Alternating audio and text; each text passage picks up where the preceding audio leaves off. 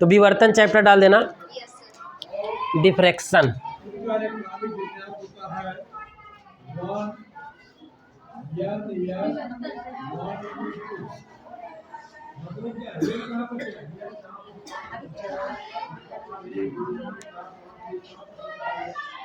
अब देखो यहाँ पे विवर्तन क्या है। विवर्तन एक प्रकाश का गुण है, ठीक है ना, तरंगों का एक गुण है। जैसे प्रकाश एक तरंग है, ठीक है ना, और तरंगों का एक गुण है विवर्तन। तो विवर्तन का मतलब क्या होता है, जब प्रकाश की किरणें किसी पतले रेखा छिद्र, पतला रेखा छिद्र क्या है, जैसे मान लो आप पेपर ले लिए कोई, ठीक है ना, पेपर ले लिया और इसमें बहुत पतला एक लाइन खींच दिए, ठीक है ना, कट कर दिए, तो ये क्या हो जाएगा, एक पतला रेखा छिद्र। रेखा छिद्र मतलब रेखा की तरह वो छिद्र रहे, ऐसा समझ लो, ठीक है ना। ऐसा बिंदु, जैसे अगर ये इसको कह दिए, ये बिंदु के आकार का छिद्र हो गया, और अगर हम ऐसा इसको कट कर दिए, ठीक है ना, तो ये क्या हो गया, रेखा छिद्र हो गया, ठीक ना। रेखा छिद्र या फिर तीक्ष्ण अवरोध। तीक्ष्ण अवरोध मतलब जैसे बहुत नुकीला कोई स्थान हो, या कोई सुई है मान लो, उसको बीच में लगा दिए, ठीक ना, या फिर क्या हो गया, रेखा छिद्र, पतला रेखा छिद्र हो गया। तो यहाँ से अगर कोई तरंगे जाती है, प्रकाश की तरंगे जाती हैं, तो अपने मार्ग से मुड़ जाती हैं, ठीक है ना, अपने मार्ग से क्या हो जाती हैं, मुड़ जाती हैं, और प्रकाश की या तरंग की या घटना क्या कहलाती है, विवर्तन कहलाती है। पतले रेखा छिद्र या तीक्ष्ण अवरोध से प्रकाश का मुड़ना विवर्तन कहलाता है। पतले रेखा छिद्र या तीक्ष्ण अवरोध से प्रकाश का मुड़ना विवर्तन कहलाता है। किससे किससे, पतले रेखा छिद्र या से प्रकाश का मुड़ना क्या कहलाता है, विवर्तन कहलाता है। पतले रेखा छिद्र या तीक्ष्ण अवरोध से प्रकाश का मुड़ना क्या कहलाता है, विवर्तन कहलाता है। अब देखो हम क्या बोले, तरंग का गुण है, तो अपनी ध्वनि भी एक तरंग है, प्रकाश भी एक तरंग है, समझ में आई बात ना। अब ध्वनि तरंग है तो यानी ध्वनि में भी ये गुण होने चाहिए और प्रकाश में भी होने चाहिए, ठीक है ना। तो ये जो आपके ये क्या है, एक रेखा छिद्र है या फिर क्या है, तीक्ष्ण अवरोध। ये तीक्ष्ण अवरोध हो गए या रेखा छिद्र हो गए, ये दोनों का जो आकार है, यानी जो अवरोध है या जो ये रेखा छिद्र है, इसका जो साइज होना चाहिए, ये उस तरंग की तरंग दैर्घ्य की कोटि का होना चाहिए, लगभग उसके बराबर होना चाहिए, तब क्या होगा, विवर्तन अधिक होगा। कोटि का मतलब क्या है कि जो जैसे मान लो कि हम क्या कहते हैं कि प्रकाश की तरंगदैर्घ्य क्या होती है, 4000 एंगस्ट्रॉम से 3900 एंगस्ट्रॉम से लेकर 7800 एंगस्ट्रॉम के बीच में होती है। तो ये जो रेखा छिद्र है, इसकी भी चौड़ाई कितनी होनी चाहिए, इसी के आसपास में होनी चाहिए, तब क्या होगा, यहाँ पे विवर्तन की घटना देखी जाएगी। अगर ऐसा नहीं होगा तो बहुत कम होगा, जो हमें स्पष्ट दिखाई नहीं देगा। तो तीक्ष्ण अवरोध हो चाहे रेखा छिद्र हो, दोनों किस कोटि का होना चाहिए, प्रकाश की तरंगदैर्घ्य की कोटि का, या उस तरंग की तरंगदैर्घ्य की कोटि का होना चाहिए। तो प्रकाश की तरंगदैर्घ्य कहाँ से कहाँ तक होती है, 3900 से 7800 के बीच में एंगस्ट्रॉम में है ये, ठीक है ना। तो ये बहुत कम है, ठीक है ना। अगर ये बहुत कम है तो ये यहाँ पे विवर्तन की घटना भी बहुत कम होती है, समझ में आई बात ना। विवर्तन की घटना बहुत कम होती है, कारण क्या है कि इसकी तरंगदैर्घ्य क्या होती है, बहुत कम होती है। अब यहीं पे ध्वनि की तरंग ले ले, तो ध्वनि की तरंगदैर्घ्य लगभग 1 मीटर से 1.5 मीटर तक की होती है, काफ़ी बड़ी इसकी तरंगदैर्घ्य होती है ध्वनि तरंग की, ठीक है। अब ध्वनि तरंग की तरंगदैर्घ्य अधिक है, तो अगर उसकी कोटि का मान लो 1 मीटर है, ठीक है ना, 1 मीटर है और उसकी तरंगदैर्घ्य भी 1 मीटर है, तो इसमें इतनी चौड़ी अगर आपका रेखा छिद्र रहेगा, कोई छिद्र रहेगा, इसमें से ध्वनि तरंगे जाएंगी, तो यहाँ पे भी क्या कौन सी घटना होगी, विवर्तन की घटना होगी। परंतु इतने चौड़े होल से अगर प्रकाश की किरणें जाएंगी तो विवर्तन की घटना ना के बराबर होगी। कारण क्या है कि प्रकाश की तरंगदैर्घ्य बहुत कम होती है और ध्वनि की तरंगदैर्घ्य अधिक होती है, समझ में आई बात ना। तो जो आपका रेखा छिद्र है या तीक्ष्ण आपका अवरोध है, ये किस कोटि का होना चाहिए, उस तरंग की तरंगदैर्घ्य की कोटि का होना चाहिए। उसकी कोटि का मतलब उसके लगभग बराबर होना चाहिए। अगर उसके लगभग बराबर नहीं है तो आपको स्पष्ट विवर्तन दिखाई नहीं देगा। तो अगर हम जैसे मान लो अगर हम यहाँ बोल रहे हैं, ठीक है ना, अब इस इधर अब तो सामने बोल रहे हैं, ठीक है ना, लेकिन यहाँ पे भी अगर कोई सामने बैठा है या उस साइड में भी है तो उनको भी सुनाई देता है ना, ठीक है ना। अगर ये प्रकाश रहे तो प्रकाश बाहर नहीं जाएगा, प्रकाश बाहर नहीं जाएगा। क्यों नहीं जाएगा? क्योंकि प्रकाश सीधी रेखा में चलता है, हम लोग जानते हैं, और उसकी तरंगदैर्घ्य क्या होती है? बहुत कम होती है। इसलिए विवर्तन की घटना बहुत नाम मात्रा भर होगी, जो हमें दिखाई भी नहीं देगी। इसलिए ध्वनि प्रकाश की तरंगें सीधी चली जाएंगी। लेकिन हम बोल रहे हैं इस साइड, लेकिन बगल में भी कोई खड़ा है तो सुनाई देता है उसको। कौन सी घटना के कारण? विवर्तन की घटना के कारण। और कारण क्या है कि प्रकाश ध्वनि की तरंग का तरंगदैर्घ्य अधिक होती है। अब जैसे यहाँ पे ये कमरा है, ये लंबाई मान लो 1 मीटर है, ठीक है ना। अब 1 मीटर है, यहाँ से अगर हम बोलेंगे तो आराम से यहाँ से विवर्तन की घटना हो जाएगी और तरंगे इधर भी मुड़ जाएंगी और इधर भी मुड़ जाएंगी। तो सामने वाला इधर भी, चाहे इधर भी बैठा हो, उसको स्पष्ट वो बातें सुनाई देगी। यानी कि ध्वनि तरंगे आसानी से क्यों मुड़ जाती हैं? क्योंकि इनका तरंगदैर्घ्य अधिक होता है और इसमें विवर्तन की घटना अधिक होती है। इसलिए हमें क्या होता है कि विवर्तन की घटना ध्वनि में अधिक और प्रकाश में कम दिखाई देती है। प्रकाश में कम होने का कारण क्या है कि प्रकाश की तरंगदैर्घ्य कम होती है, इसलिए वहाँ पे विवर्तन की घटना कम होती है। समझ में आई बात ना? तो अगर हम पूछे विवर्तन किसका गुण है, तो तरंग का गुण है। विवर्तन किसका गुण है? तरंग का गुण है। इसके बाद अगले चैप्टर में पढ़ोगे कि प्रकाश तरंग नहीं बल्कि एक कण है, ठीक है ना। प्रकाश एक कण के रूप में चलता है जिसका नाम होता है फोटान, ठीक है ना। फोटान एक कण के रूप में चलता है। और वहाँ पे फिर एक और सिद्धांत पढ़ोगे कि प्रकाश द्वितीय डुअल नेचर प्रदर्शित करता है। यानी आप अगर कोई व्याख्या कर रहे हो तो अगर किसी व्याख्या में आपको अगर कण की ज़रूरत है तो कण का यूज करो, और किसी व्याख्या में आपको तरंग की ज़रूरत है तो तरंग का यूज करो। समझ में आई बात ना? तो कुछ घटनाएं ऐसी होती है जैसे प्रकाश विद्युत प्रभाव, तो वहाँ पे हम तरंग माध्यम उसको नहीं मान सकते हैं। अगर वहाँ तरंग माध्यम माने, तरंग वाला तरीका लेंगे प्रकाश का, तो वो फेल हो जाएगा, ठीक है ना। और ध्रुवण हो गया, विवर्तन, व्यतिकरण, ये सब घटनाएं किस पर आधारित है? प्रकाश की तरंग पर आधारित है। समझ में आ गई बात ना? तो विवर्तन जो है, विवर्तन से क्या होता है? तरंगे तीक्ष्ण स्थान, तीक्ष्ण अवरोध या फिर रेखीय छिद्र, पतली छिद्र से क्या होते हैं? मुड़ जाते हैं। प्रकाश की या ध्वनि या तरंग की या घटना क्या कहलाती है? विवर्तन कहलाती है। और ध्वनि में, ध्वनि तरंगों में अधिक देखने को मिलती है और प्रकाश में कम देखने को मिलती है। कारण क्या है कि ध्वनि का तरंगदैर्घ्य अधिक होता है और प्रकाश का तरंगदैर्घ्य कम होता है, ठीक है। चलो लिखो, हेडिंग डालो, विवर्तन। जब प्रकाश किरणें,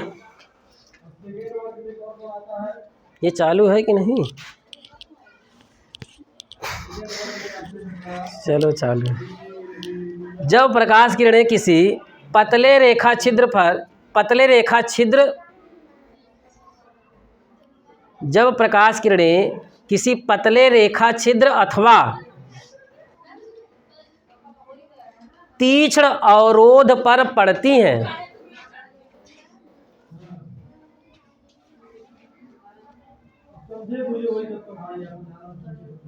तो वे रेखा छिद्र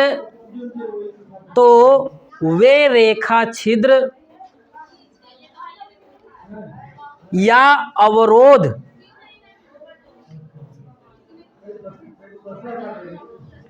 के किनारों पर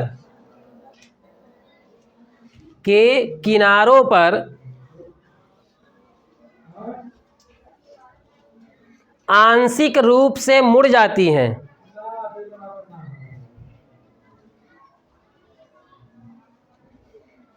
प्रकाश किरणों की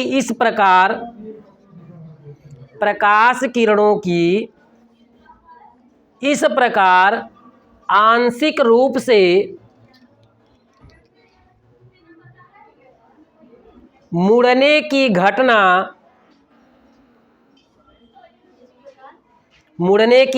को प्रकाश का विवर्तन कहते हैं। हो गया? तो तीक्ष्ण अवरोध या फिर रेखा छिद्र से प्रकाश तरंगों का आंशिक रूप से मुड़ने की घटना क्या कहलाती है? विवर्तन कहलाती है, ठीक है ना। और इसके नीचे लिखना शर्त। शर्त क्या होगी? अवरोध या रेखा छिद्र का आकार, अवरोध या रेखा छिद्र का आकार प्रकाश की तरंगदैर्घ्य की कोटि का होना चाहिए।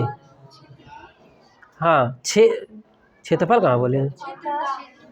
हाँ, अवरोध या रेखा छिद्र का आकार प्रकाश की तरंगदैर्घ्य की कोटि का होना चाहिए।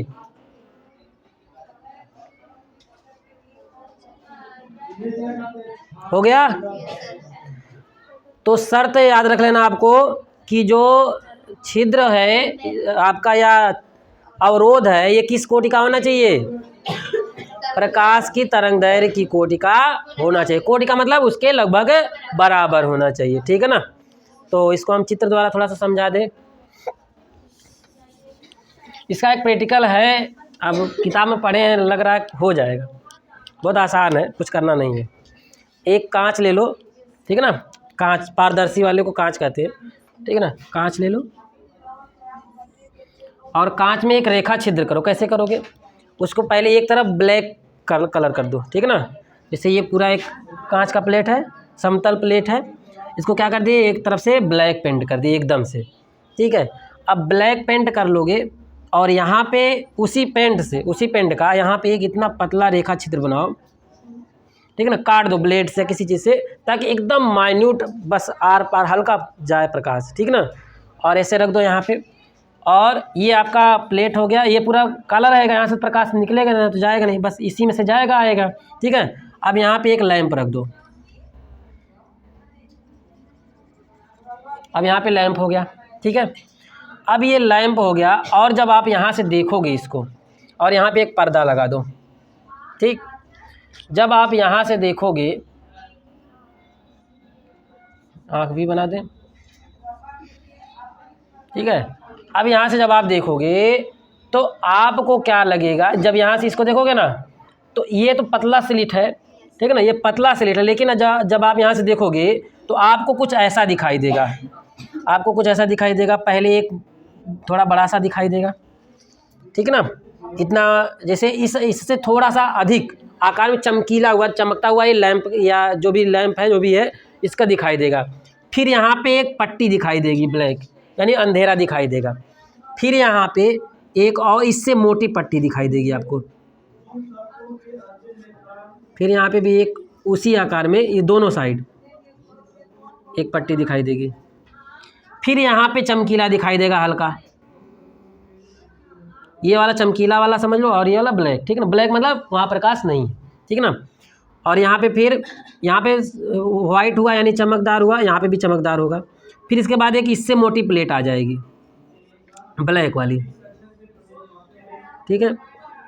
और ऐसे करते करते जैसे जैसे आप इधर जाएगा फिर ये क्या होगा, और एक पतला सा आएगा पारदर्शी, और मतलब प्रकाश वाला, यहाँ पे भी प्रकाश वाला आएगा। और फिर यहाँ पे बहुत मोटी पट्टी, यानी कि इधर दिखाई नहीं देगा, ठीक है। और ये किस में दिखाई देगा? आपको पर्दे पर दिखाई देगा, ठीक है ना। बुक में पढ़े हैं, हो सकता है करें तो हो भी जाए, ठीक है।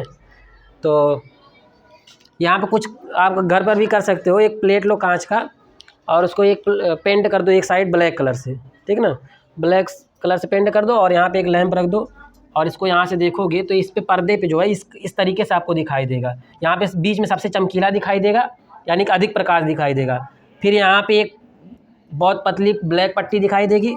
फिर यहाँ पे फिर प्रकाश दिखाई देगा, फिर उससे मोटी ब्लैक पट्टी दिखाई देगी, फिर प्रकाश दिखाई देगा, और इधर से जाते जाते फिर एकदम से ब्लैक हो जाएगा। समझ में आई बात ना? तो इस तरीके से इसका आप प्रयोग कर सकते हो, ठीक है। पेंट है शायद स्कूल में। काटना नहीं है, काटना नहीं है, आपको सिर्फ पेंट कर देना उस पर, और इस पेंट को काटना है सिर्फ, ठीक है ना। इस पेंट को सिर्फ काट देना है, कांच को नहीं काटना है। कांच को काटोगे तो उसके लिए एक आता है, औजार आता है, ठीक ना, उसको रख के ऐसा घिस देते हैं, वो ऐसे टूट जाता है। तो चलो, अभी तो इसको बनवाना पहले ही बना दिए, चलो कोई बात नहीं।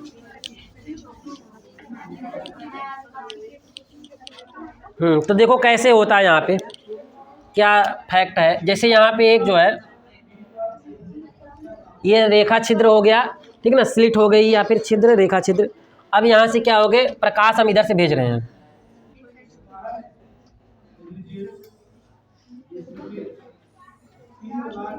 प्रकाश इधर से भेज रहे हैं, तो जो इधर वाले प्रकाश हैं ये तो लौट के चले जाएंगे, ठीक है ना। जो इधर ऊपर नीचे वाले प्रकाश है ये आपकी स्लिट है यहाँ पे, यानी कि प्रकाश अवरोधक है यहाँ पे, लेकिन यहाँ पे छोटा सा क्या रेखा छिद्र कर दिए हैं और यहाँ से प्रकाश जा सकता है। और अब ये प्रकाश अगर सीधा चल रहा है तो इसके लंबवत क्या होंगे, इसको क्या कहेंगे हम, क्या कहेंगे इसको, तरंगाग्र। क्या कहेंगे, तरंगाग्र कहेंगे। हाइगेंस के अनुसार ये क्या है, तरंगाग्र, यानी कि तरंगों के चलने की दिशा के लंबवत रेखा गया, खींचा गया ऐसा काल्पनिक पृष्ठ जिस पर कंपन करते हुए सभी कणों की कला एक समान हो, तो उस पृष्ठ को क्या कहते हैं, तरंगाग्र कहते हैं। तुम लोगों को भूल गया है, याद है, अच्छा तो बताए क्यों नहीं था, ठीक है ना। अब देखो यहाँ प्रकाश की किरणें गई यहाँ पे, और ये वाली तो लौट जाएंगी, लेकिन यहाँ पे ये वाली आगे जाएगी।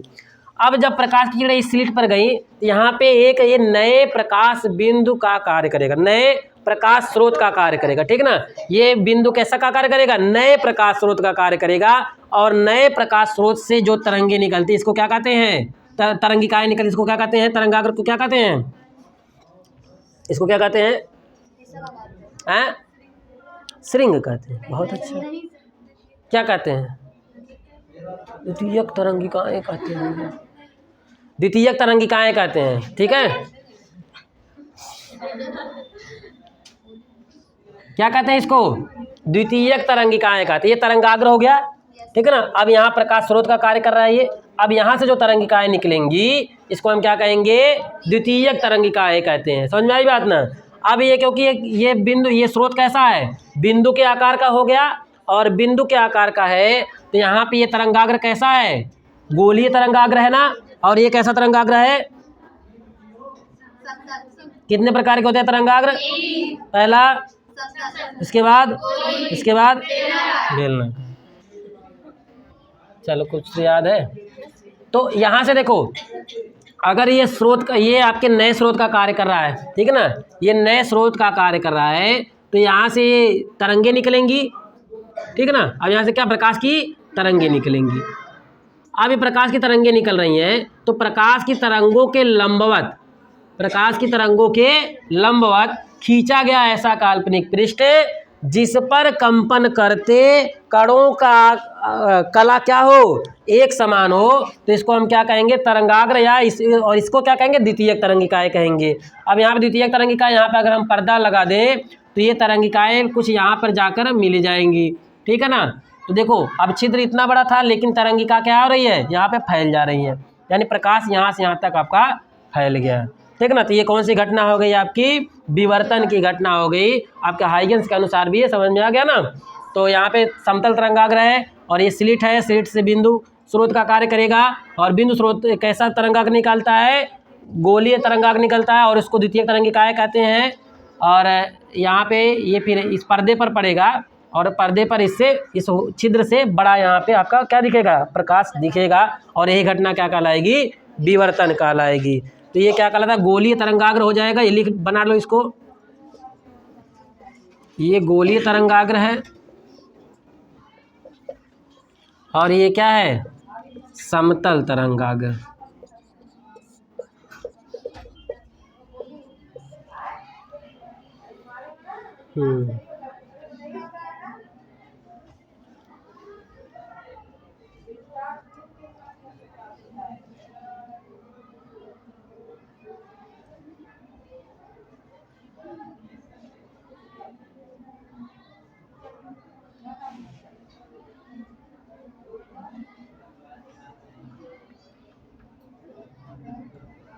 हो गया।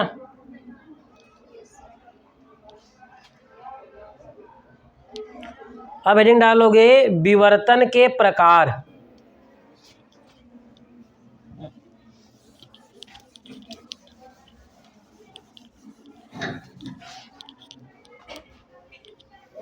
विवर्तन के प्रकार, पहला नंबर डालोगे फ्रेनल विवर्तन।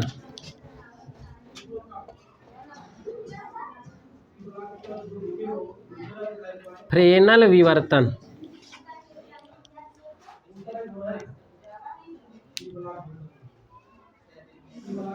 तो देखो यहाँ पे पहले हम चित्र बना दे रहे हैं।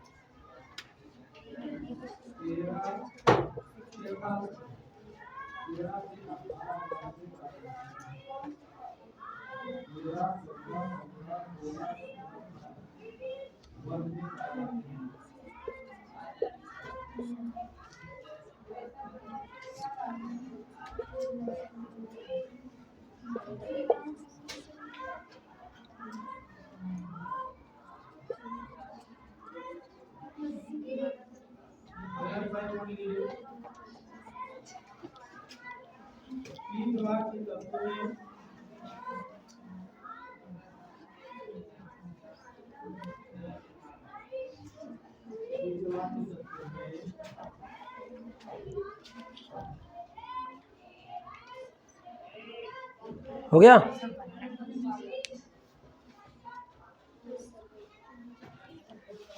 तो पहला हेडिंग क्या बोले तुम? फ्रेनल विवर्तन ना, फ्रेनल विवर्तन।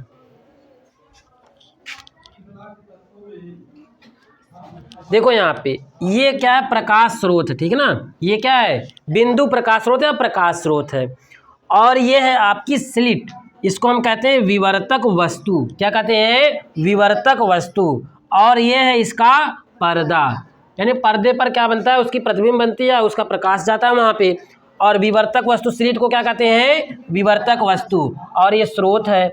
तो यहाँ पे फ्रेनल विवर्तन क्या कहता है कि ऐसा विवर्तन, ऐसी विवर्तन जब जब स्रोत और पर्दा विवर्तक वस्तु से कुछ मीटर की दूरी पर स्थित हो और बीच में किसी प्रकार का लेंस प्रयोग ना किया जाए, तो विवर्तन के इस प्रकार को फ्रेनल विवर्तन कहते हैं। फिर से सुनो। स्रोत और जब स्रोत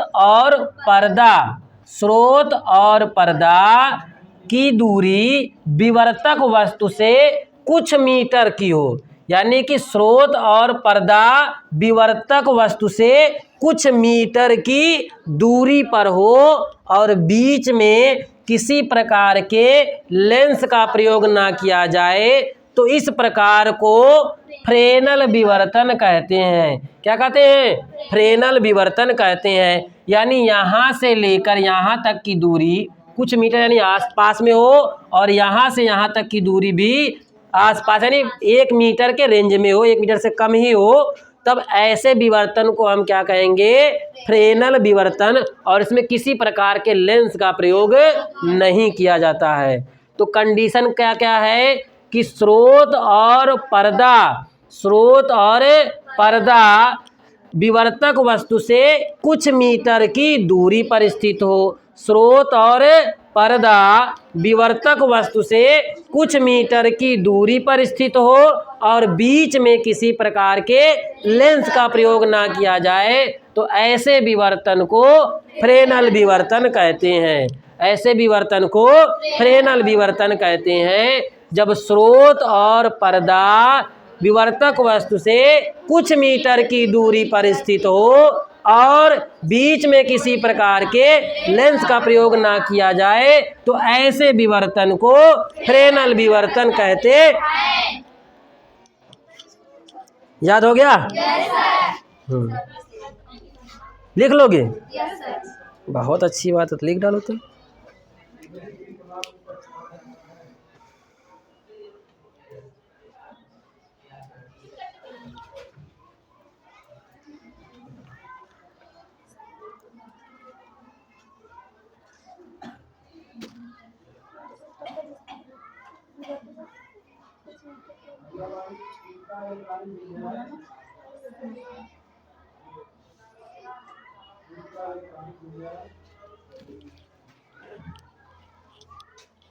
फ्राउनहोफर विवर्तन। जब बी पूरा भर जाएगा, जब कर रहे हो बी पूरा भर लेना। इसके बाद यहाँ पूरा लिखो इलेक्ट्रॉनिक विन्यास N/2 N/3 N-1 ये चित्र तो आप लोग बना लिए हो ना? D 1 to 10 N/1 डी में ये इलेक्ट्रॉन से 10 इलेक्ट्रॉन भरेंगे और अंतिम में यस आएगा, यस में 2 इलेक्ट्रॉन भरेंगे।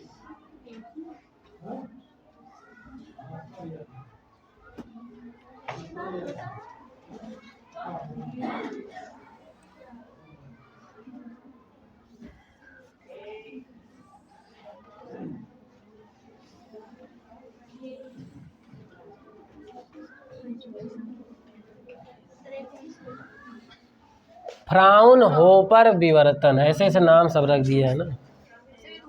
हाँ ये दूसरा नंबर डाल देना। इन लोग का कठिन नाम मिलता है इन लोगों को।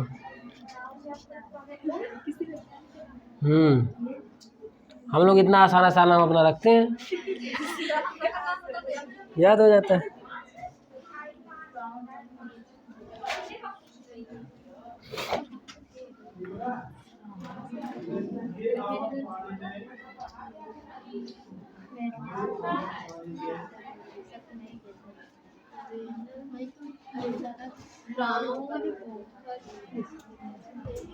होपर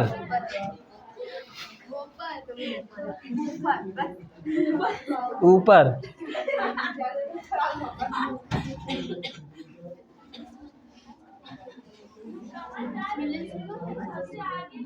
अब उसी का उल्टा रहेगा ये, ठीक है।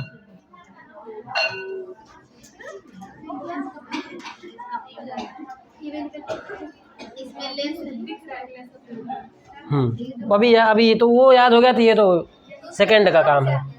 हाँ हाँ उसी का उल्टा है। देखो ध्यान से सुनो, सुना, देख लो, सुना है। ये आपका पर्दा हो गया, और इसको क्या कहते हैं? विवर्तक।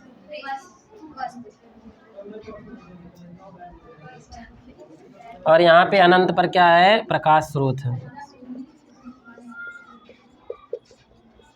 देखो इधर, जब प्रकाश स्रोत और पर्दा, जब प्रकाश स्रोत और पर्दा की दूरी, ठीक है ना, जब प्रकाश स्रोत और पर्दा की दूरी विवर्तक वस्तु से किसी एक का, कोई एक उसमें से अनंत पर हो या दोनों अनंत पर हो, ठीक है ना, विवर्तक वस्तु से प्रकाश स्रोत या पर्दा या दोनों, ठीक है ना, विवर्तक वस्तु से प्रकाश स्रोत या पर्दा या दोनों अनंत पर स्थित हो और बीच में एक अथवा दो लेंस का प्रयोग हो, तो प्रकाश के इस विवर्तन को फ्राउनहोफर विवर्तन कहते हैं। याद हो गया? बहुत अच्छी बात है, तो बड़े तेज हो तुम लोग। एक बार और बता दे, याद हो गया? बहुत अच्छा, चलो अच्छा। विवर्तक वस्तु से प्रकाश स्रोत या पर्दा या दोनों में से दोनों क्या हो? अनंत पर हो, और बीच में एक लेंस या दो लेंस का प्रयोग हो, तो इस विवर्तन को फ्राउनहोफर विवर्तन कहते हैं। मतलब ये भी चाहिए, चाहे दोनों, ठीक है, दोनों अनंत पर हो तो, और बीच में लेंस का प्रयोग हो, एक या दो।